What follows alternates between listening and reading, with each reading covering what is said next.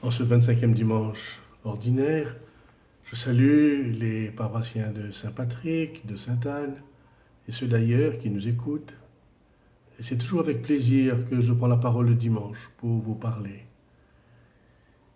Effectivement, nous avons un évangile très curieux, non seulement curieux, mais énigmatique. On ne comprend pas très bien ce dont il s'agit, comment Jésus peut faire l'éloge d'un homme qui a volé. En fait, il veut faire l'éloge de cet homme parce que par la manière dont il s'y prend, la technique qu'il a utilisée pour voler son maître et pour continuer à vivre même s'il a été mis à la porte. Il dit qu'il peut pas mendier, il peut pas prendre la pioche, mais il est passé auprès des débiteurs de son maître et il leur a dit, au lieu de rendre 100 barriques d'huile, rendez seulement la valeur de 80 barriques.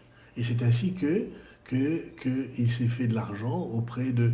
Non pas qu'il ait pris de l'argent, mais qu'il a eu la confiance de tous ces hommes qui ont eu à payer moins à leur maître. Et c'est ainsi que dans les moments difficiles, il passera auprès des uns et des autres et va leur extorquer de l'argent. Qu'est-ce qu'il est malin. Enfin, Jésus dit ça parce qu'il dit, mais au fond ces personnes qui sont malhonnêtes, ils trouvent toutes sortes de moyens d'être malhonnêtes. Ils sont vraiment intelligents, inventifs. Mais quand il s'agit de l'évangile, d'annoncer l'évangile, alors là, nous n'avons plus d'idée. Nous ne savons pas comment faire. Il ne s'agit pas seulement de convaincre par la parole, d'expliquer. Ça ne sert à rien. Mais qu'est-ce qui sert? Ce qui sert à quelque chose, c'est le témoignage vécu, partagé. C'est ce qui a du poids et qui attire. Alors, il y a un exemple qui m'a beaucoup frappé. Dernièrement, donc, j'accompagnais un groupe de jeunes sur la paroisse, et puis il n'y avait qu'une vingtaine seulement qui sont venus, et ils ont vécu des choses formidables.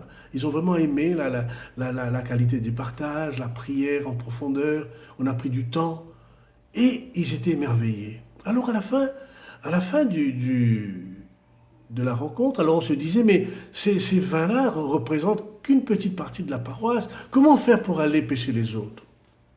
Alors, il y a un animateur qui a donné un conseil extraordinaire, que maintenant je trouve vraiment quelque chose de très judicieux.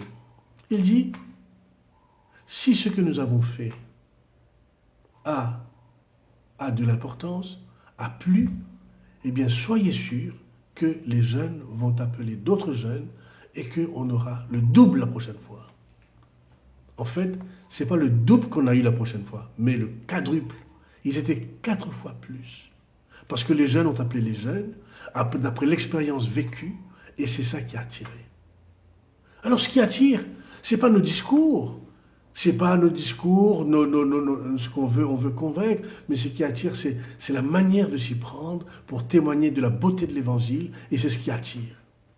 Alors, il ne s'agit pas de la parole, d'annoncer, d'ajouter d'autres paroles, mais ce dont il s'agit de faire, être inventif, créatif, et c'est ce qui attire. Et si les personnes ont été touchées, ils vont en appeler d'autres, et d'autres vont venir, et c'est ainsi que l'évangile sera annoncé. Oui Seigneur, tu es avec nous, avec ton esprit, pour nous aider à créer, à inventer, pour annoncer l'évangile. À vous tous, bon dimanche, bonne semaine, et à dimanche prochain.